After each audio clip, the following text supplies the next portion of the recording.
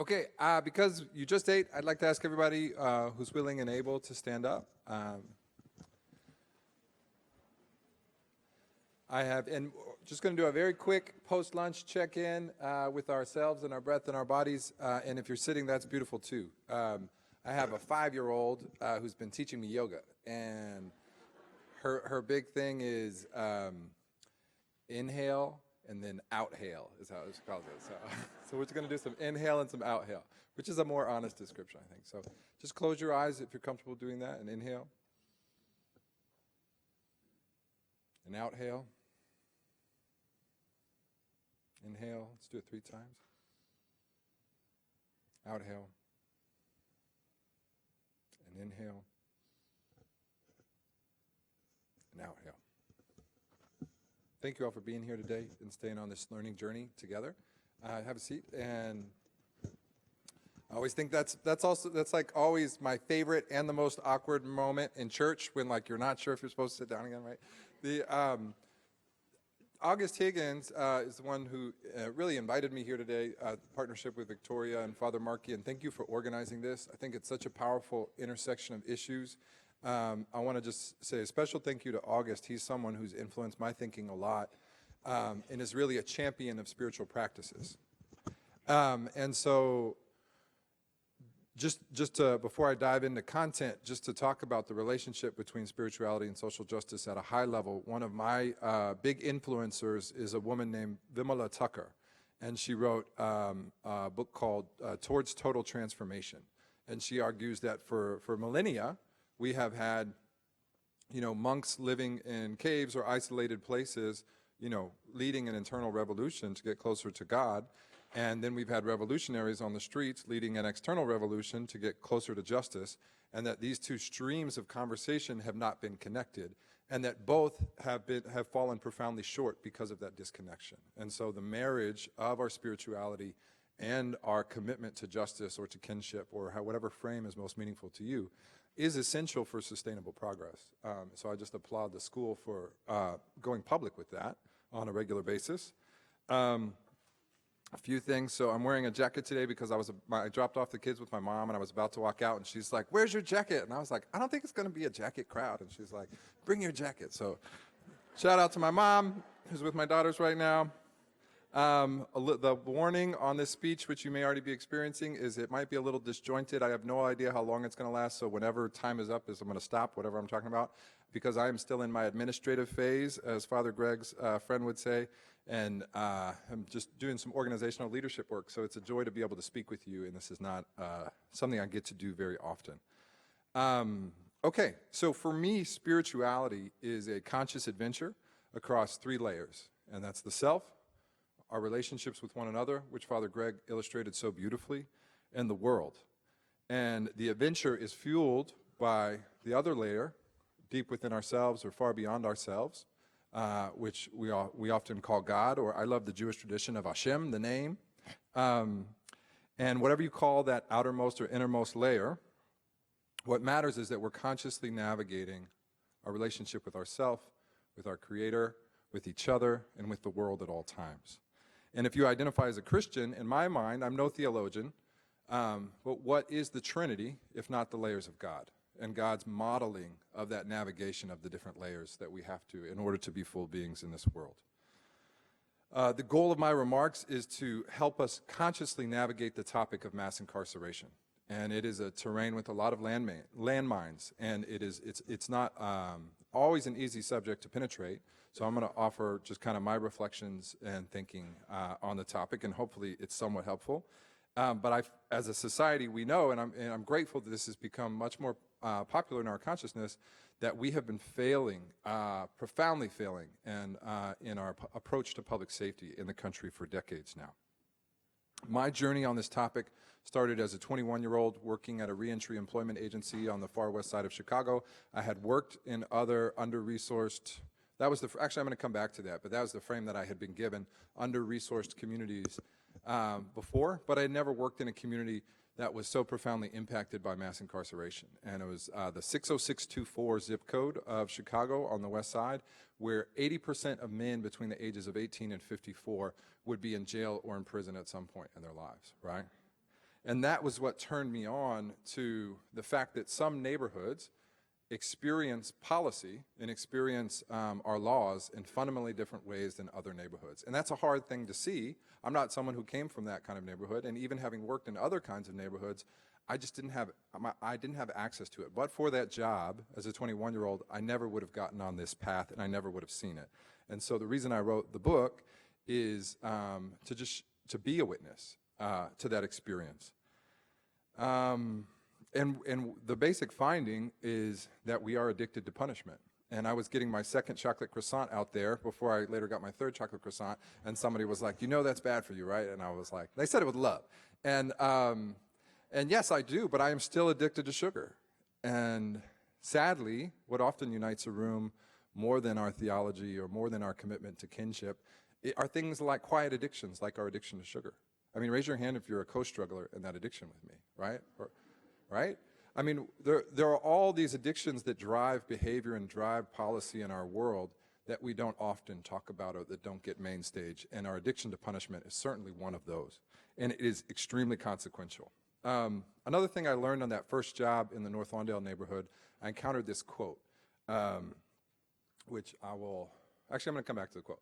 So first thing I want to share is I went on after that work where I was working with residents on their visions for building a new justice system, alternatives to incarceration, and how would they want their community safety system to function.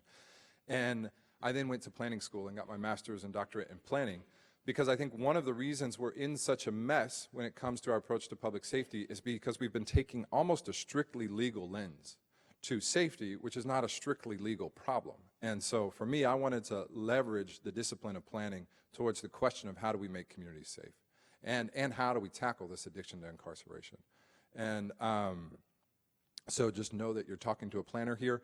This quote is very motivational for me. If it's predictable, it's preventable. If we have seen a train fall off the track 4 times in 4 days, are we just going to allow the track to stay in that way on the 5th day?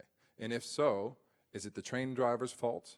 Is it our fault, right, when it falls off yet again, right? So much of what we're talking about here is predictable and has been predicted for many years, and we have not activated our capacity to prevent it. And this is the quote I encountered in that job that has stuck with me. The first victim of poverty is the horizon. And the question is, was the horizon lost by people who are surviving and enduring poverty, or was it stolen? And when we think about the question of a high poverty neighborhood or an under-resourced neighborhood, there's often 2 large kind of poles in the conversation. One is folks who say, this is a culture issue, which I tend to vehemently disagree with, and other people say, hey, this is a systems and economics issue, which I see the truth in. But often we don't think about what I think when we get there, we can get to that lens. It's almost that which is too close to touch, is our policy, the approach through which we are trying to solve the problem of safety and the new problems that approach creates. So that's what I'm going to be talking a lot about. Just to get a little baseline on mass incarceration, so the United States has about 5% of the world's population. What percentage of the world's prison population do we have? What was it? 25%, right? So that's pretty disproportional. Do you think that this is going to be a little more Baptist than Catholic, so warning, but do you think that disproportionality is experienced evenly across our country? So you think it's concentrated, right? Do you think it's just concentrated in cities versus rural areas, or do you think there are maybe certain parts of cities that are affected more than others? So that's the basic point of the book, is just really illustrating that and then talking about the implications of that. You already know it, but we can still hang out. So 2 questions that we were tackling. Why is the cycle of crime, violence, and incarceration so persistent in these neighborhoods? It's a study of another West Side Chicago neighborhood, the Austin neighborhood, where mass incarceration has been the norm for almost 4 decades now, right? So we have been, by Einstein's definition, we've been practicing insanity, and we've been trying to solve the question of crime in the same way while just reproducing the problem for decades. And then what can we do? More interestingly, so let's just talk about the dominant way that we as a society think about these problems. Before I do that, when you think about the American legal system, What are some of the foundational concepts that come to mind for you? Punitive, but also like in its own words, like what do we say that we promise the American people? Innocent till proven guilty, justice for all, and due process, right? What percentage of crimes, or what percentage of convictions happen in court versus through a plea bargain? Yeah, it's like 6% actually happen in court. So then what are the implications for due process in the country? So I think it's important to think about the dominant logics in our society. So one of the main arguments is that crime and violence are the result of individual choices and behaviors, such as neglectful parents. Because of that, we should focus on individual level interventions. This person made an individual choice. We're going to show them what that means in our world. And through the accumulation of these responses to bad individual choices, we're going to get safer. Does that sound about right? So that is how a lot of our thinking is structured. But then there's this thing called structural racism, right? Raise your hand if you've heard, you know that term, structural racism. Some yes, some no. So this is key, is how, and especially now, right? If we haven't been thinking about the role of racism, not just interpersonally, not the racism that my mother's father held when he told me he would never come to Chicago because there were too many black people there, but the way that those attitudes accumulate and manifest themselves in policy and in institutions, that's when it becomes structural. And so just to see this on the topic of choice here, so in Austin, the zip code that I was studying, between 2005 and 2009, there were 6,700 residents sentenced to prison. Just a few blocks over in the neighboring suburb called Oak Park, there were 300 people sentenced to prison in the same time period. Now, there is a population difference. Austin is about 90,000 people. Oak Park is about 45,000. So, but you wouldn't, this is a difference in magnitudes. It is a fundamentally different reality just a few blocks away. And that is the accumulation of this logic, right, being played out. And what you really see, when you see this many people punished from one place, is, and I'll get into the financial implications of this in a second, what you see is not an individual level response. We call it an individual level response. We say it's happened through individual court systems, but we are actually, in fact, punishing communities. And this is what we call in the book concentrated punishment. And so mass incarceration is a really important term to help us understand how punitive our society is in general, but to go deeper into the problem, to get into the domain of solutions, we have to understand that it's really concentrated incarceration or concentrated punishment. Does that make sense? So communities, this is key. All right, so before I go there, so what would be, if you would think, okay, why are there so many more people incarcerated on this side of the division than this side? You would think, right, it's because they're committing a lot more crime. Like, that's the logical response. So, but studies have found, this is from leading sociologists at Harvard, that communities that experience high disadvantage, so poverty, educational attainment, and other indicators, experienced incarceration rates that were 3 times higher than a community with a similar crime rate. Right? So crime is not the explainer here.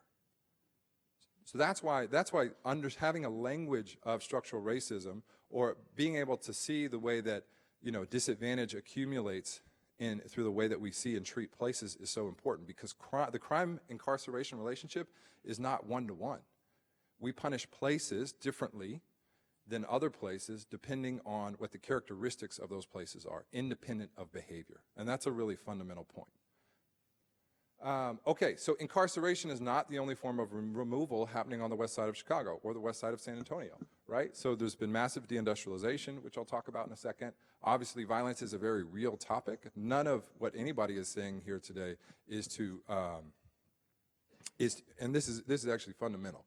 None of this is, and Dr. Piper made this said this perfectly, which is, if you want real accountability, if we really want to stop violence because we see the terror that it wreaks upon people's lives, then we have to stop acting like punishment creates safety. If we really want that, we have to go to a more enlightened response that still has accountability as a foundational element, but is actually responding to the drivers of people's behavior in the first place.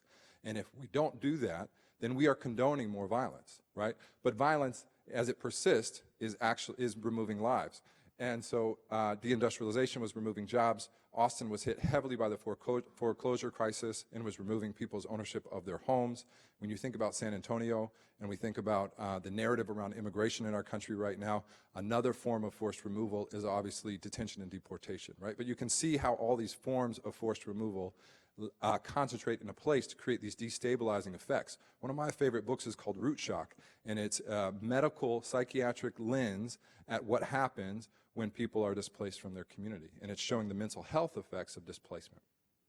But if you want to think about these in other terms, you could think about, I drafted a novel that I never did anything with because I wrote an academic book instead, but it was about 4 monsters: gunshot, cage, bulldozer, and ice, right? And so gunshot was a monster that took people away from their homes and communities. Cage was the prison system. Bulldozer was gentrification, and ICE is obviously immigration control and enforcement.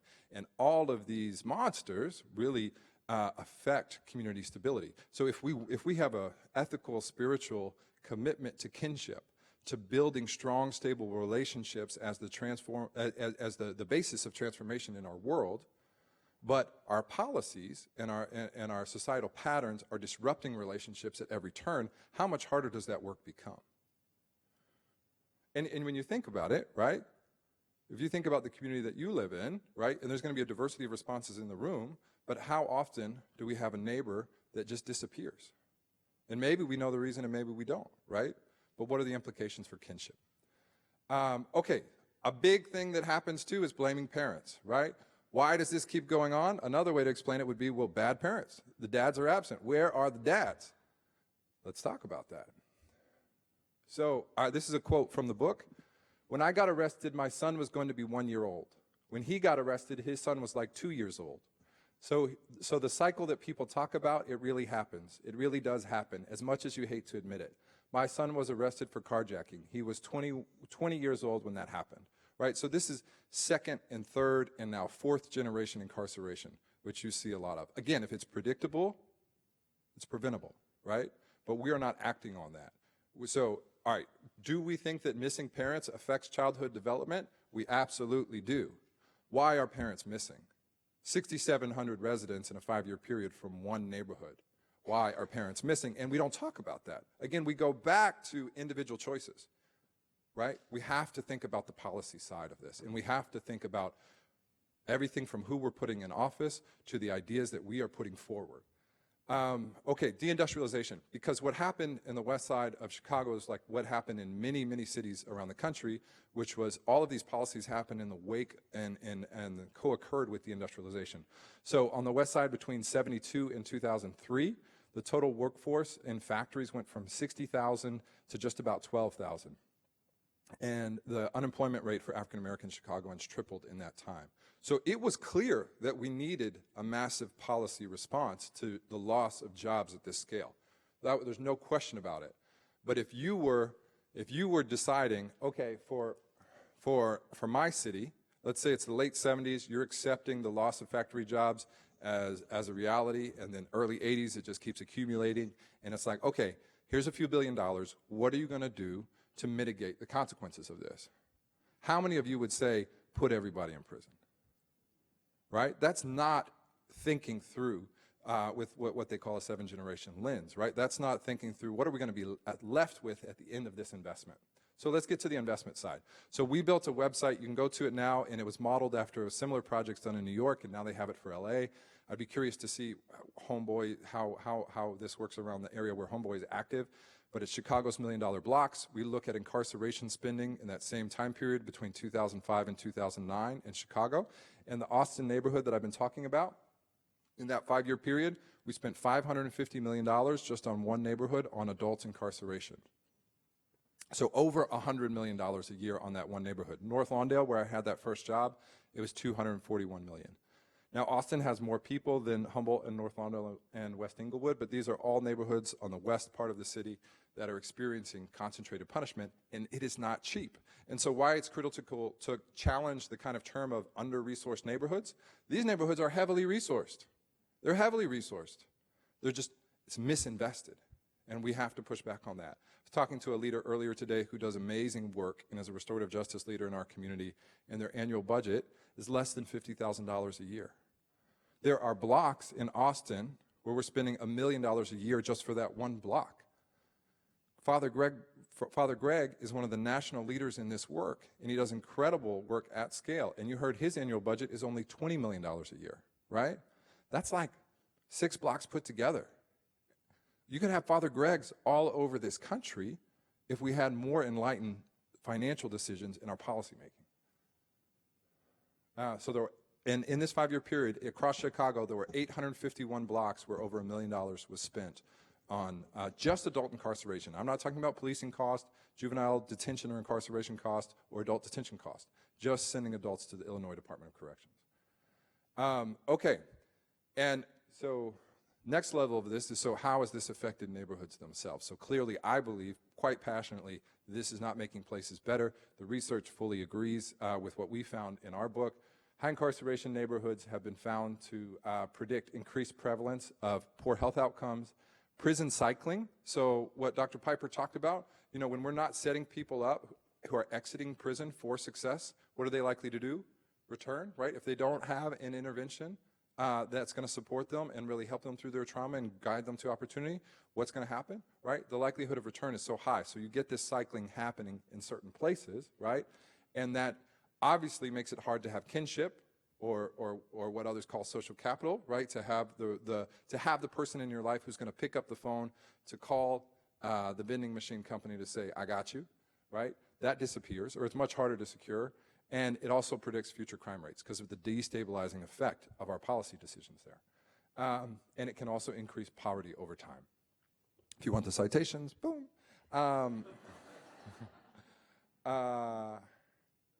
This is interesting. So I loved so much of what Father Greg said, and let me just give a shout out to Dr. Piper. What she said around when you go, I want to go back to this one for a second, right? They're not lazy, they're lonely. Why are they lonely? Why are they lonely? Yeah, they were taken. Okay, but draw a circle and now put everyone in that circle, right? What is the relationship between cities where this is happening and often rural communities where the prisons are being built? And does our circle include both of those places? Because when you look at the unemployment rates between Cook County, where Chicago is, and Livingston counties, where a number of the prisons are, you see they've been struggling with the industrialization in a similar way. Except for them, the policy response was to get people from here and send them into the prisons. Also not a good economic development strategy, right? And there's a lot of, this quote right here just talks about there was a time where the state of Illinois was looking to close prisons, and it didn't make a public safety decision around informing that. It made a political decision because the communities where prisons existed, that was such a job space, and they were so organized that they prevented that from happening. So that's one of the political realities now. But there is an interconnection between anyone living on the west side of Chicago and anyone living in a prison community downstate, right? Those fates are intertwined. And so how do we go from toxic reciprocity to exquisite mutuality in that relationship? And that's a key question. And those are the same communities where family farms have totally disappeared, right? And so what if all those prisons were replaced with major farms that had outlets in West Side neighborhoods? That's one of a million ideas. But, okay, where should the money flow? I can point to at least 5 leaders in this room who I would trust to answer that question, who lead organizations that are supporting young people every day that are breaking these cycles in San Antonio, that often struggle to keep the lights on, or they have to give their best energy, which could be given to healing, to fundraising, because our policies are not supporting proven practices that actually disrupt cycles. In Austin, one of the projects they did, they found for every foreclosed home that a bank owned and had to maintain, they could create jobs with people returning from prison so they could have economic opportunity. This is a yoga leader on the west side of Chicago who had returned from prison. You know, what would it mean to fund yoga studios in this community at scale and to empower people who are returning to support that healing? This is my personal favorite.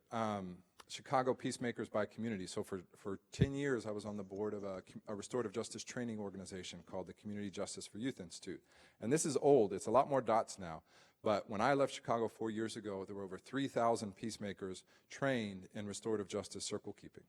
And many of them are in high violence neighborhoods. Now, this organization really struggled to grow their staff, and there were all sorts of ups and downs organizationally, but they knew how to train people. And as a result of that training and the refusal to stop pushing out the philosophy and the practice of restorative justice, they were able to create a sea change in the city.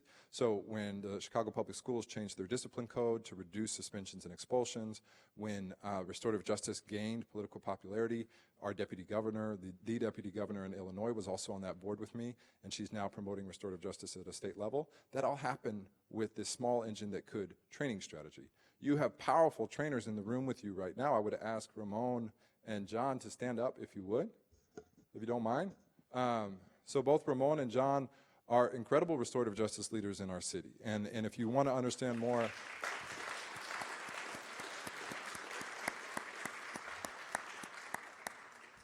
you should understand more about what they do, and I'm sure both of them have ideas for how you can get involved. And that might be advocacy, that might be tapping into your own congregation to think about a partnership, a deep partnership of exquisite mutuality and what it means to help grow the souls of the laity and the work of the restorative justice at the same time. Something Ramon was just advising me on earlier was when we think about the work that we do, you know, are we thinking about it in isolation? Are we bringing in those who are impacted to inform us and to guide us and to shape us and to partner with us, as Father Greg does, as we move forward in that work? So all of that's key. And so I'm a firm believer that everything you need is always around you. That's true in the room today. Totally unplanned, it's true in the room today. Other amazing leaders I'd like to stand, Evita and Leah, if you don't mind. So, round of applause. They don't even know what you do yet, they love you. Leah Rosenauer leads Girls Inc. San Antonio, working to ensure that all young women in their programs are strong, smart, and bold, and helps middle schoolers and high school young ladies to work through their trauma and to claim their future, whether that's through STEM or another passion. Evita leads Rise Recovery in the city. And in addition to leading a really powerful recovery organization for young people, one of the only, if not the only, nonprofits focusing on adolescent recovery, she's also, both of them are leaders in citywide work to make sure that all of our young people have the paths they need to succeed. Because we need to invest in our youth center. So in Austin, this is a West Side center called the Peace Corner when it was first started by a priest, actually. And so this is how it got going. And when it got some investment, they built a beautiful gym and a beautiful center. So a little money goes a long ways, right? For the cost of what it would take to send 10 people to prison for 4 years, right? You could build endowments for all of the organizations I've just named today. Okay. And this is back to the planning. This is back to the if it's predictable, it's preventable. We are all smart enough to figure out where young people are, where the patterns of violence and harm are happening, and what resources we need to put into place in order to uproot that. And that's all this map is showing. It's just showing this is where young people are, this is where the harm is happening, this is where agencies are. So we could scale things like this based on data like this. Okay, so here's the agenda of the book where we land in our conclusions. Number one, we have to think about the money that's going into punishment and reinvest it. It's not enough, and this is where I think a lot of the bipartisan agreement on criminal justice reform falls short. It's not enough to just stop the bad behavior, right?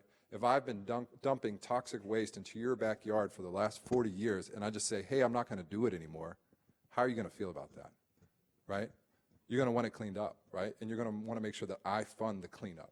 Same thing with this policy and with this strategy, is that we have to reinvest those dollars. We have to invest them, yes, into young people, but also into parents, and I applaud the work that Dr. Piper's doing. We have to have a two-generation approach with this to make sure that jobs and healing is happening with parents and that futures are being built with and for young people. And we have to train everyday leaders to the point Ramon was talking to me about earlier. We have to make sure everyday people are a part of this work.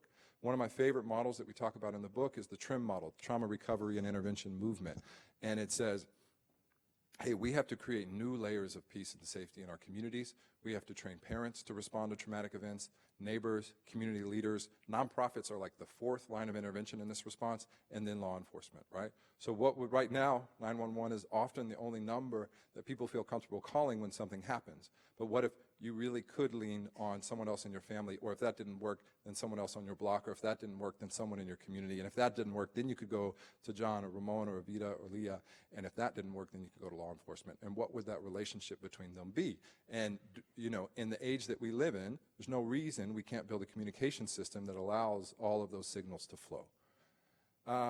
And that would enable the coordination, which is, I'm not talking about it here today, but the work that I do through my organization, uppartnership.org, formerly the P16 Plus Council, is all about coordinating to create aligned responses across the city, to shift the funding patterns, to make the practice more enlightened, and to bring leaders together around shared vision.